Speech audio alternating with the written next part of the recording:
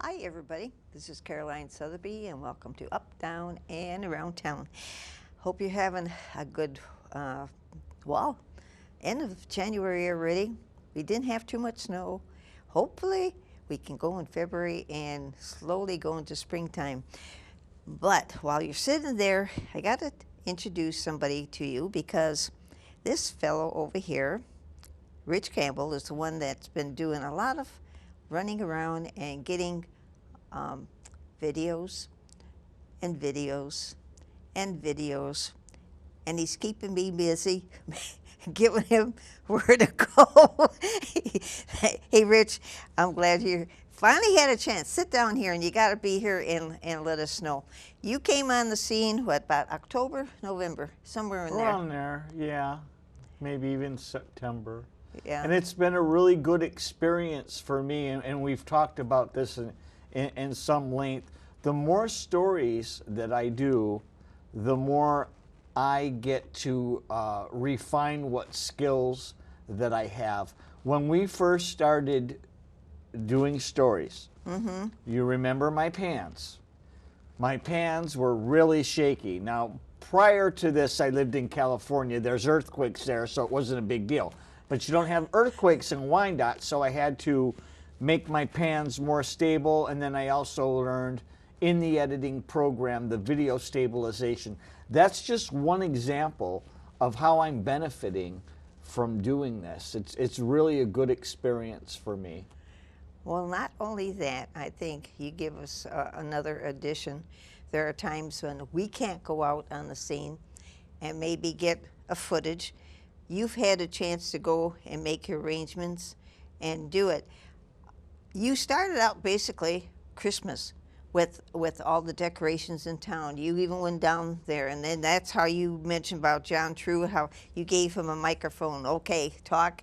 And that was a fun experience. Then you did your post-editing, and that was one segment. You introduced Ken Wagle to us by you going down to his place and doing an interview. And even though we had him on the show recently, maybe you want to intro. How did you actually go there and get in touch with him? Well, he sells a lot of his art at Abundant Living here in Wyandotte. And so there's the Wyandotte connection. I got his number from Pat. Pam. Yeah. And called him, set up an interview, and a time for an interview. I went to his house in Groseal and interviewed him in his basement. And that was a really cool experience because his basement is his workshop, and he's got his whole history down there of how when he started carving ducks and the different things. And he's really a fascinating man. He really is, because he was a photographer for the Ford Motor Company for years. That was his job, and then the carving ducks was the creative thing that he had on the side. Okay, so maybe we can go to that. Give you an idea what your interview was with him. Okay, all right. Well, I was involved in a duck hunting accident pretty close to 50 years ago. And we were hunting just off the end of Groseal, the south end of Groseal, around Celeron Island. And a storm came up. And I mean a storm. This is December 1st. The winds picked up, it was snowing, the temperature was dropping, and we decided we better get out of there. So we had to tow a layout boat, which is a round duck boat that you shoot from. We had to tow that, we hooked that up, we started, and the water was so rough that the rear anchor flipped out of it, we had to cut it loose. So that was adrift. Then the motor froze up, and then we started to row because we were afraid that we were going to be blown out in the lake, and we broke an oar lock. So now we're down to one oar, and we had to use it hard in order to stay close to the shoreline. We didn't want to go out in the lake. 6.5 hours later, we end up south of Emmetsburg off of Bailey's Beach on the ice. We didn't land on shore, land on the ice. The other guy was unconscious. I pulled him out of the boat and tried to carry him and kept falling through the ice, so I left him and went to a cottage that had a light on.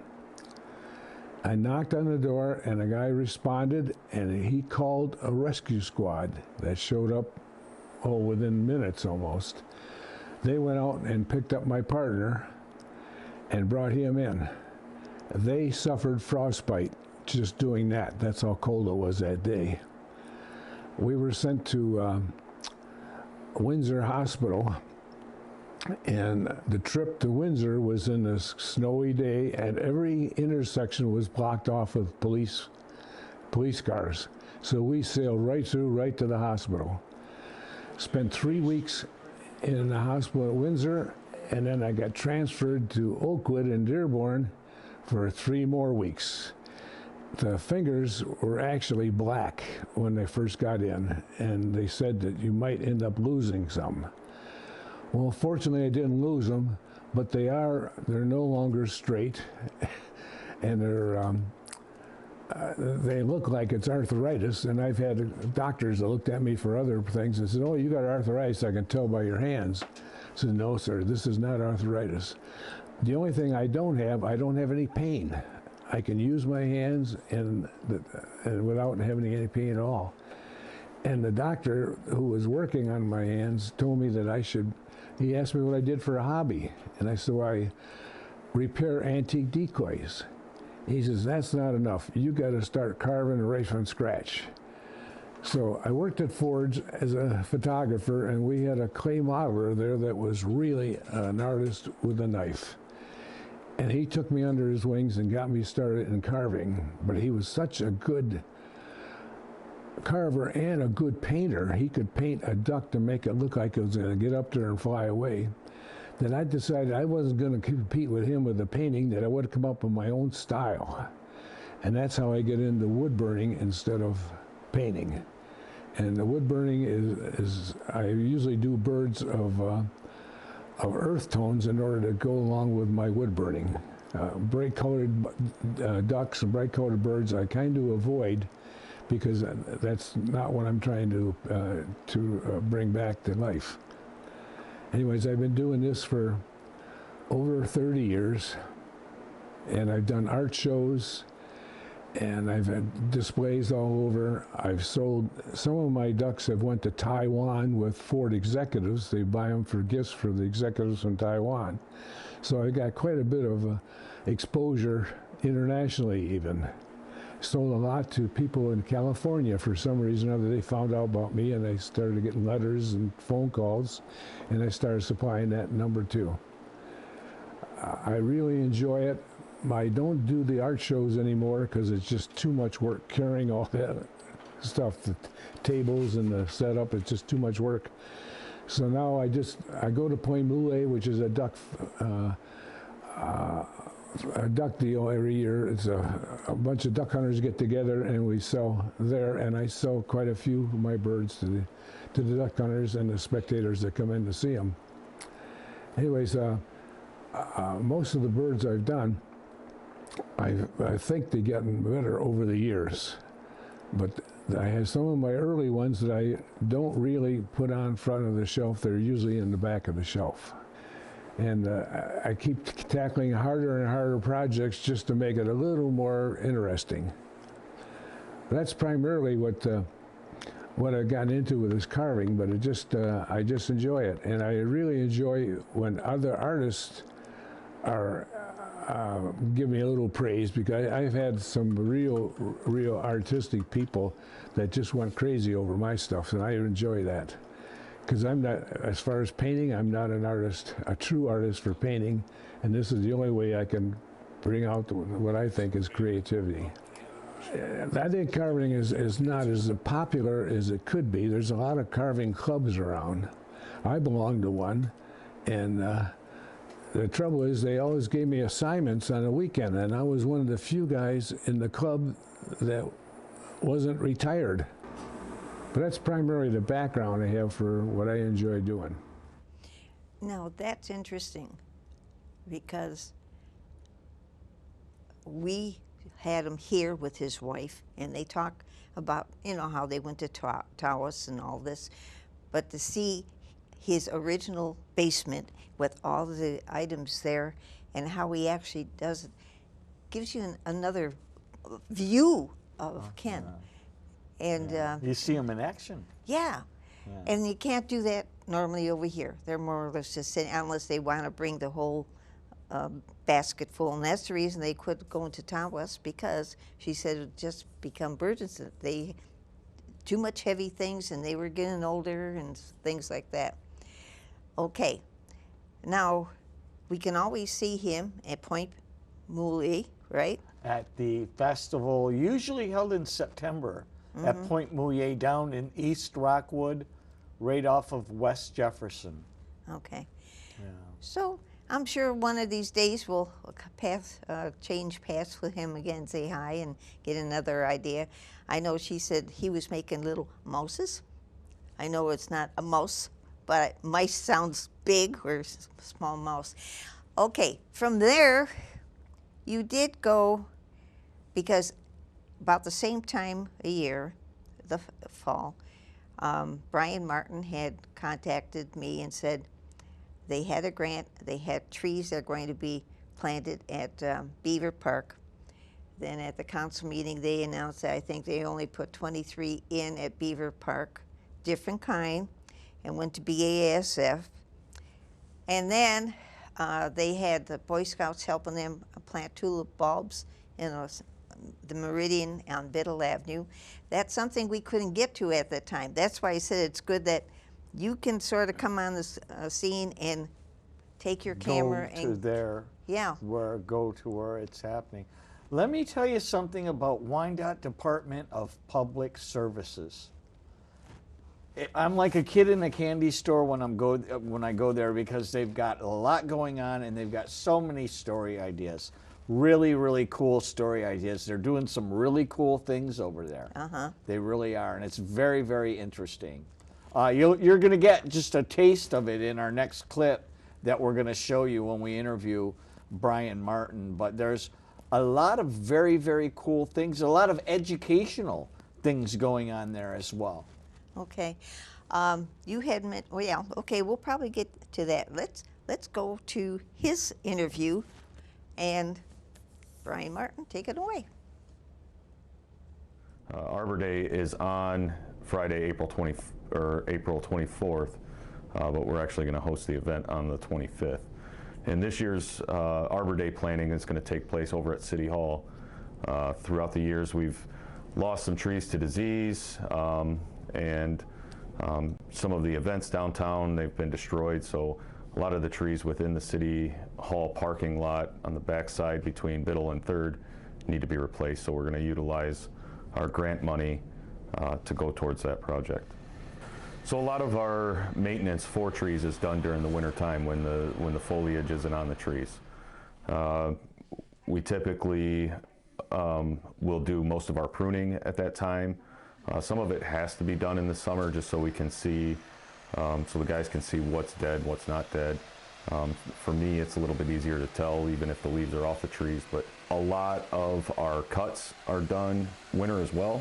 So we're just working towards getting anything of hazard removed out of the city. I work closely with the DDA. We also work closely with the Wyandotte Beautification Commission. So we assist with all the plantings that are done downtown.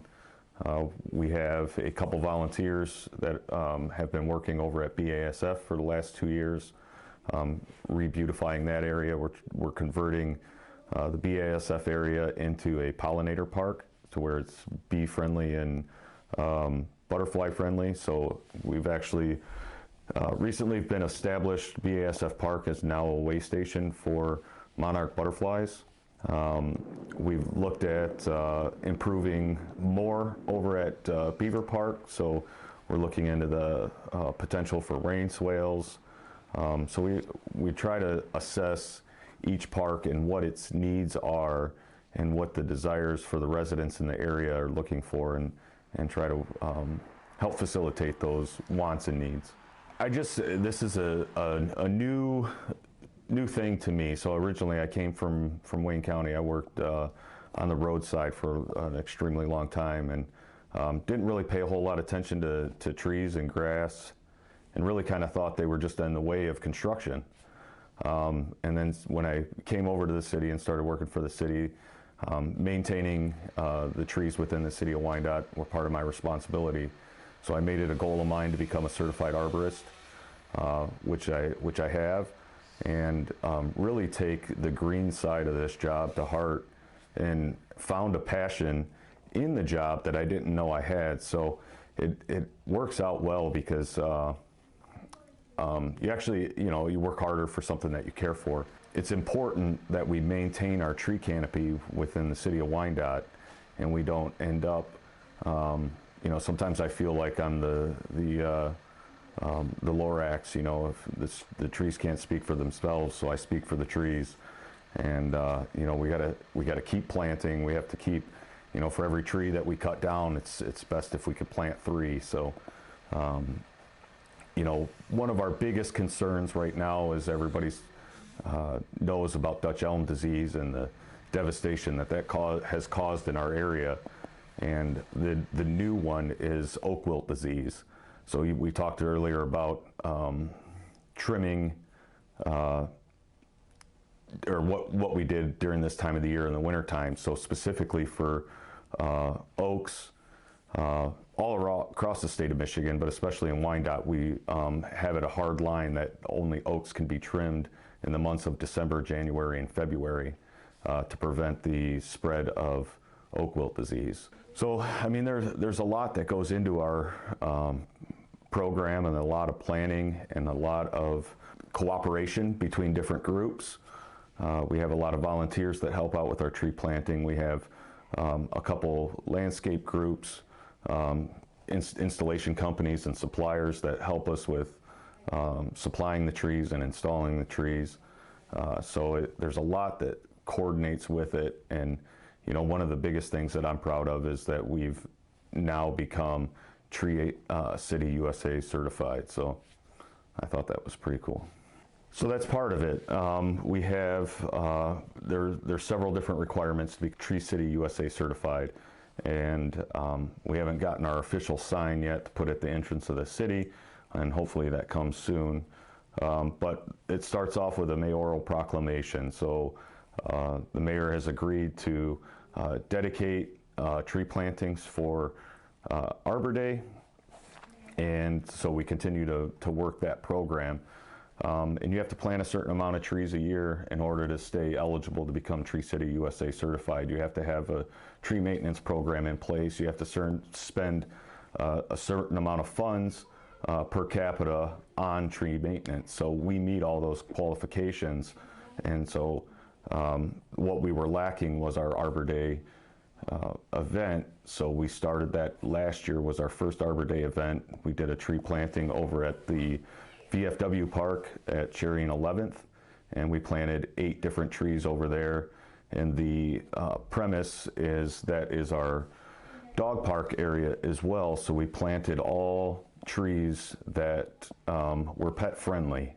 So we planted a couple dogwoods just because of the name, and then all the other trees are able to withstand wear and tear, if you will, from dogs. I bet you had a ball going and doing all the extra B-roll and inserting. I did. I tell you, that's a pretty cool place, the Department of Public Services, because they've got a lot of really cool things going on down there, and that's the type of places that I like to visit, where you go with one thought in mind. I'm going to get this. And then you walk out with like 4 different things that you didn't expect. That was a really cool experience.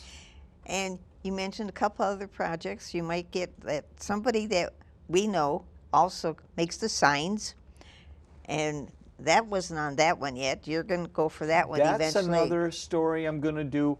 A lot of they have some really good volunteers that help out at the Department of Public Services. They help with tree plantings and flower plantings and stuff like that. This is winter time, so we're going to have to put that on hold and do those types of stories in the spring. Yeah.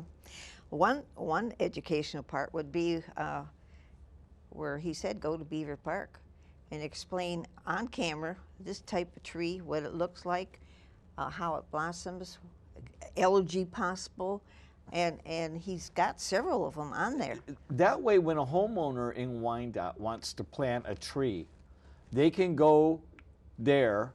They have several different examples of trees. They've got flowering trees, all kinds of different trees. So you don't have to play a guessing game. Well, I want to plant this tree in my yard, but I don't know if it's going to flower. I don't know if it's going to cause problems with allergies and stuff like that. I don't know if the roots are going to take out the sanitation system or whatever. Yeah. That way, they can help homeowners make the decision, because in the city of Wyandotte, you can plant any tree in your yard.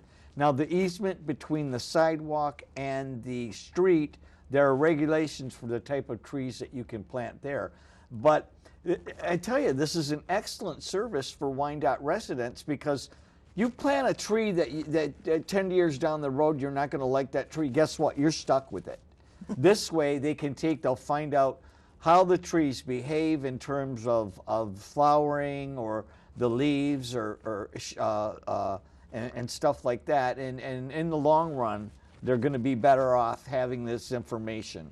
What I never knew there was pet-friendly trees, but he explains that to us. He's got a lot of things planned for springtime. We'll probably get an idea, especially, well, we know with the beautification committee and his group there, they usually go out and ask for volunteers' help.